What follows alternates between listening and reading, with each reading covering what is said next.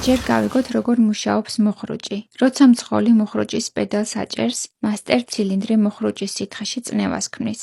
ეს წნევა ხაზებით მიდის კალიპერებამდე. ეს წითელი ნაწილი გახლავთ კალიპერი და კალიპერი ბალიშებს დისკზე აჭერს, რის შედეგადაც მანქანა ნელდება. თუ სითხე ჟონავს, წნევა იკარგება და მუხრუჭი შეიძლება ძალიან დასუსტდეს, ან საერთოდ გაქრეს. თუ მუხრუჭი ტარებისას გაგიფუჭდა, ჩართე ავარიულები და დაიწყე სიგნალის მიცემა, რათა სხვა მძღოლები მიხვდნენ, რომ პრობლემა გაქვს და გაგერიდონ. ერთი ხელი ძლიერად ჩაჭიდე საჭეს, რომ არ გაგექცეს და ეცადე მანქანას ტრაექტორია შეუნარჩუნო. მოძებნე გასაძრომი, გზის კიდე მარჯვენა ზოლი. თუ შეგიძლია გამოიყენე აღმართი, რადგან გრავიტაციაც დაგეხმარება შენელებაში. თუ ავარიული გასაჩერებელი ზოლი გამოჩნდა, გამოიყენე. არ გამორთო მანქანა, რადგან შეიძლება საჭე გაგიმაგრდეს და მიმართულების კონტროლი დაკარგო. თავიდან სცადე მუხრუჭის დაპამპვა. ფეხი სწრაფად რამდენჯერმე დააჭირე, ზოგჯერ წნევა ნაწილობრივ ბრუნდება.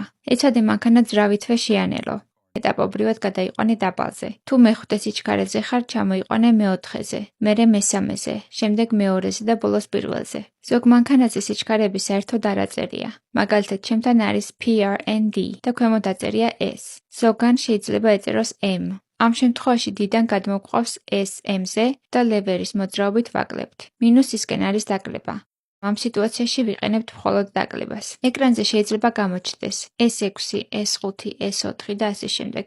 ანუ მანქანას ეუბნები, რომ უფრო დაბალ გადაცემაზე დარჩეს და ძრავით დაგეხმაროს შენელებაში. ძრავით შენელების შემდეგ გამოიყენე ხელის მუხრუჭი შემდეგნაირად. თუ გაქვს ელექტრონული პარკინგის მუხრუჭი, მაშინ ხელაკი ამოწიე და დაიჭირე. თუ იგრძენი, რომ უკანა ბორბლები იკეტება და მანქანა ძალიან სრიალებს, კუდს იქნევს, ცოტა გაუშვი, რომ კონტროლი დაიბრუნო და მერე ისევ გააგრძელე. თუ გაქვს ხელის მუხრუჭი, ჩქარა არ ამოწიო. აწიე ნელა, ეტაპობრივად. თუ ხედავ, რომ მანქანა სრიალებს ან კუდს იქნევს, ოდნავ დაუშვი და ხელით აკონტროლე. სწრაფად მკვეთრად ამოწევამ შეიძლება მანქანა დაასრიალოს და კონტროლი გაგიძნელდეს. ჩქარი მკვეთრი დატორმოზება განსაკუთრებით საშიში ხდება მაშინ, როცა სხვა ფაქტორებიც ემატება. მაგალითად, სრიალი, გვერდულად წასვლა, გზის კიდე, დაბრკოლება ან ზედაპირის მკვეთრი ცვლილება. ამ ვიდეოშიც სავარაუდოდ მკვეთრმა დამუხრუჭებამ და გვერდულად წასვლამ გამოიწვია მანქანის ეს ტრაექტორია.